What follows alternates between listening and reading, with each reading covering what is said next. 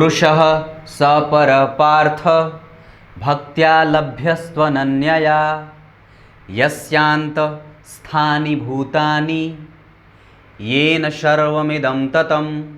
प्रिय दर्शकों नमस्कार, एक बार फिर से उपस्थित हूँ आप सबके सामने बहुत दिनों के बाद। और इस बार मुझे ये पता चल गया कि दर्शकों से हट करके रहने का असर क्या होता है, और दरअसल आप अपने दर्शकों से दिल से कैसे जुड़े होते हैं ये आज पता चला है। पहले भी पता चलता था, लेकिन होता है ना कि आप जब किसी से दिल से जुड़ जाते हैं तो उसकी कमी खलती है। और मैंने प्रण ले लिया था कि जब तक नए कैमरे के साथ आपके सामने उपस्थित नहीं होऊंगा तब तक कार्यक्रम नहीं बनाऊंगा। मैं थोड़ा ज़िद्दी हूँ, मेरे घर के लोग मुझे ज़िद्दी कहते हैं, तो हूँ मैं। और मेरे पास पहले भी कैमरा था, लेकिन इस बार सोचा था कि नहीं, अब दूसरे कैमरे के साथ आऊँगा। कैमरा लाने गया था, वहाँ से आने में चूँकि बाहर निकलना होता नहीं है तो तबीयत ख़राब हो गई। अब सोचा अच्छे से ठीक हो जाऊँ तभी आपके सामने उपस्थित हूँ। इस दौरान जितने भी लोगों ने कोई भी नाम हो, मैं उन सभी नामों को मैंने पढ़ा है। पंडित जी अब कार्यक्रम बनाइए, कार्यक्रम का इंतज़ार है, आपका बहुत दिनों से कार्यक्रम नहीं आ रहा है, आप कहाँ चले गए, कार्यक्रम भी नहीं बना रहे हैं, कोई उत्तर तो दे दीजिए। व्हाट्सएप पे, यूट्यूब के कमेंट में, हर जगह से आप लोगों ने मुझे पूछा है। मैं आप लोगों के सामने सन्मुख हाथ जोड़ करके खड़ा तो नहीं हो सकता, उतनी हैसियत नहीं है मेरी, लेकिन हाँ इतना ज़रूर मुझे अधिकार है कि आप सभी लोगों के चरणों में अपना मस्तक झुका सकता हूँ। मुझे पता है मेरे सभी दर्शक मुझसे बड़े ही हैं, तो मुझे ये कहने में कोई भी संदेह और संकोच नहीं होना चाहिए। आप सभी लोगों का मैं दिल से बहुत ज़्यादा आभारी हूँ। मुझ जैसे नाचीज़ को आपने इतना मेरा आदर किया है, ये बहुत है मेरे लिए, बहुत है। मतलब मैं क्या कहूँ, मेरे पास शब्द नहीं है। आइए शुरू करते हैं आज का कार्यक्रम। विवाह के लिए गुरु की भूमिका। मतलब अभी कुछ दिनों से मैं लगातार कुंडलियाँ देख रहा था। मुझे एक बात हर बार हर किसी की कुंडली मैंने जब भी उनसे पूछा है कि आपका सवाल क्या है, तो विवाह से संबंधित ज़रूर होता था। लड़कियाँ, हमारे घर की बेटियाँ पहले भी बलिदान देती थी और आज भी देती हैं। कई बार स्थितियाँ बदल जाती हैं तो विवाह विलंब से होता है। आज अगर किसी की कुंडली लेकर के आया हूँ तो ये दरअसल किसी जातिका की ही हो सकती है, क्योंकि किसी भी जातक की कुंडली में अगर पत्नी को ढूंढना हो तो शुक्र को देखा जाता है, और अगर पत्नी को देखना हो तो शुक्र को देखा जाता है, और अगर पति को देखना हो तो गुरु को देखा जाता है। यही बात है, बस यही बात है। मतलब ये है कि आपका पति कहाँ खो करके बैठा है जो सामने नहीं आ रहा है। उसके लिए हमें किसको देखना होगा?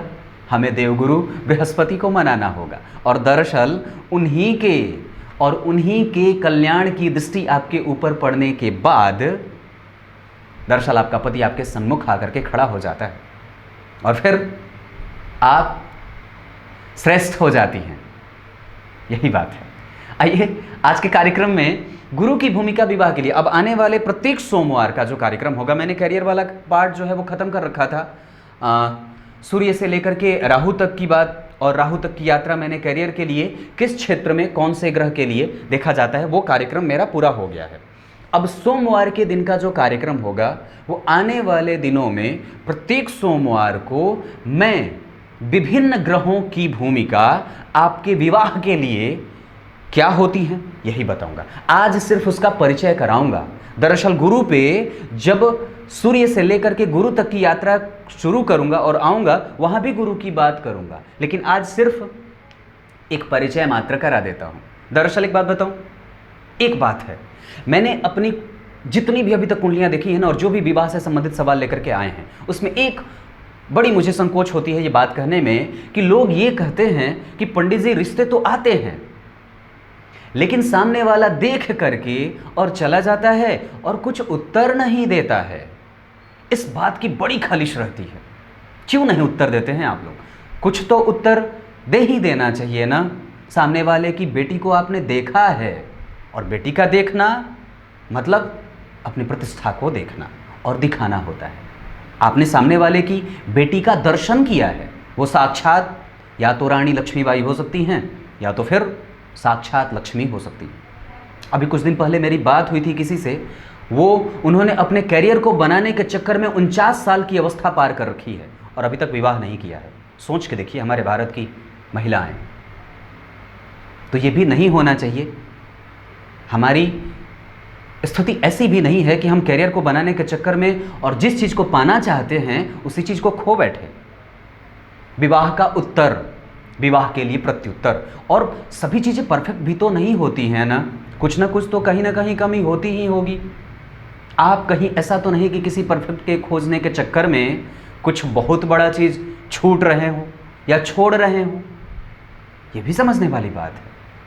तो जिसकी बेटी को आप देखते हैं, जिसके बेटे को आप देखते हैं, उसके बाद गुप और चुप मत रहिए, कुछ बोलिए।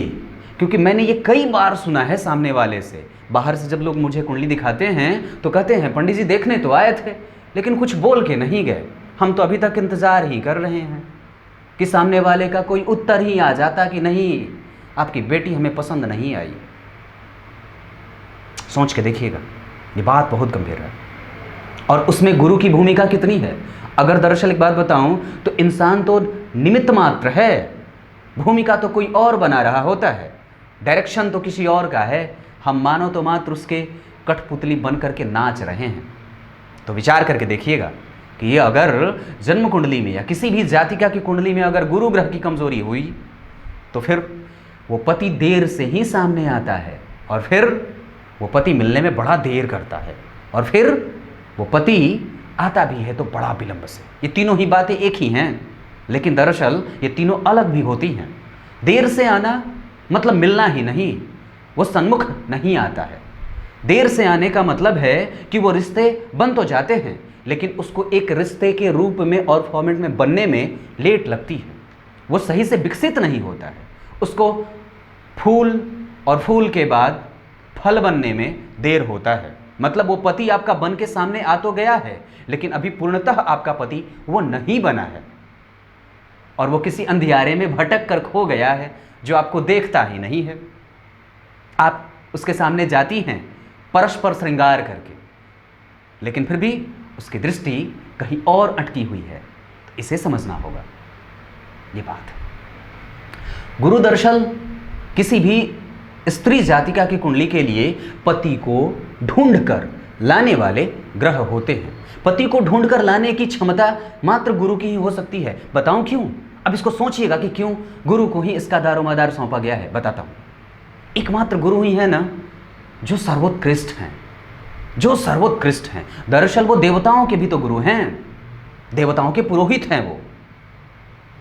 तो आप विचार करिए, पुराने ज़माने में पौरोहित्य कर्म क्या कहता था?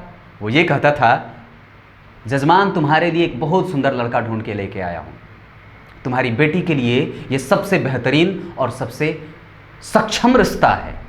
तो बस इसीलिए देवगुरु बृहस्पति को इसका भार सौंपा गया है। और अगर कुंडली में वो कमज़ोर हो जाते हैं तो वर ढूंढ ही नहीं पाते हैं।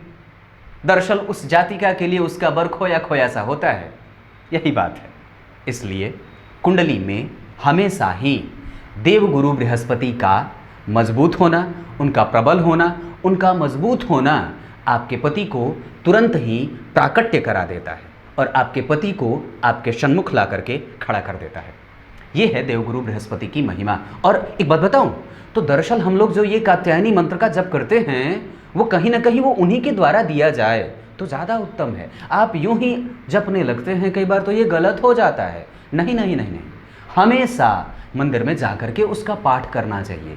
हमेशा अगर स्थिति हो सके तो किसी देव दर्शन, देव प्रतिमा, अपने देव गुरु जो साक्षात देव के तुल्य हैं उनके सामने जाकर के ही उस मंत्र का जप करना चाहिए। ऐसे यूं ही जपते रहने का कोई मोल नहीं होता है जी, ना ना ना, बिल्कुल नहीं। वो तो यूं ही सिर्फ आप बक रहे होंगे। दरअसल उसका लाभ अगर प्राप्त करना होगा तो मंत्र आपको ये हर जगह हर ज्योतिषी देता है। किसी भी ज्योतिषी के पास अगर आप कुंडली दिखाने जाएंगे ना, यही मंत्र देगा, कात्यायनी मंत्र का जप करो, काम हो जाएगा। और फिर तिरछी नगर से देखता भी नहीं है आपकी तरफ, आपका काम हुआ कि नहीं हुआ। बड़ी दुनिया अजीब है, इसे समझना बड़ा मुश्किल होता है। तो फिर सिर्फ एक ही बात, देव गुरु बृहस्पति को मनाना है तो माता पार्वती को मना लीजिए, क्योंकि माता पार्वती भी तो उन्हीं के पास गई थी और माता सीता भी तो उन्हीं के पास गई थी। बस यही बात है। कहाँ कहाँ होते हैं तो ये विवाह का संबंध बनाते हैं। छोटी सी बात बता देता हूँ, अगर वो लग्न में बैठे हों किसी भी जातिका की कुंडली में तो विवाह उत्तम करा देते हैं। अगर वो पंचम से गोचर कर रहे हों या पंचम में बैठे हों किसी ग्रह के साथ या पंचमेश के साथ बैठे हों तो ये विवाह करा देते हैं। अगर ये सप्तम में बैठे हों तो थोड़े विवाह को कटुतापूर्ण रखते हैं। और अगर नवम में और एकादशवें में बैठे हों तो ये विवाह विलंब से नहीं होने देते, विवाह टाइम पे करा देते हैं, विलंब नहीं होता है। गुरु की भूमिका विवाह के लिए महत्ती होती है, बहुत शानदार होती है उनकी स्थिति विवाह के लिए। और अगर उनकी स्थिति जो खराब हुई ना तो बड़ी भटकाते हैं और फिर विवाह को कमज़ोर भी करते देखे जाते हैं। आने वाले दिनों में मैं आपको प्रत्येक ग्रह विवाह के लिए कितना महत्वपूर्ण होता है, उसकी भूमिका कितनी विवाह के लिए महत्वपूर्ण होती है, इन सब पे चर्चा करूंगा। आज सिर्फ परिचय मात्र था। एक बात फिर से बता दूं, किसी भी जातिका की कुंडली के लिए गुरु का कमज़ोर होना मतलब पति के प्राकट्य में विलंब को दिखाता है। आज के कार्यक्रम के लिए बस इतना ही कहूँगा। कल अपने तयशुदा कार्यक्रम के साथ आऊँगा। आइए कार्यक्रम के अंतिम हिस्से में आपको बोले गए श्लोक का अर्थ बता देता हूँ। गीता के 8वें अध्याय के 22वें श्लोक का अर्थ है, यह संपूर्ण संसार जिस परमात्मा के द्वारा चलाया जाता है और ये संपूर्ण संसार जिसमें निहित है वो परमात्मा सिर्फ भक्ति के द्वारा ही प्राप्य है। और ये भक्ति किसी के द्वारा किया जा सकता है। कुछ इसी तरीके से आज के कार्यक्रम का समापन करेंगे। मुझे बहुत अच्छा लगा है आप लोगों ने जो मुझे स्नेह दिया है, उसके लिए मैं हमेशा ही आभारी रहूँगा। दरअसल इस ऋण से मैं कभी मुक्त ही नहीं कर पाऊँगा अपने आप को, क्योंकि मैं यही चाहता हूँ, हे भगवान मुझे कोई छोड़ के ना जाए। तब तक के लिए इजाज़त दीजिए। नमस्कार।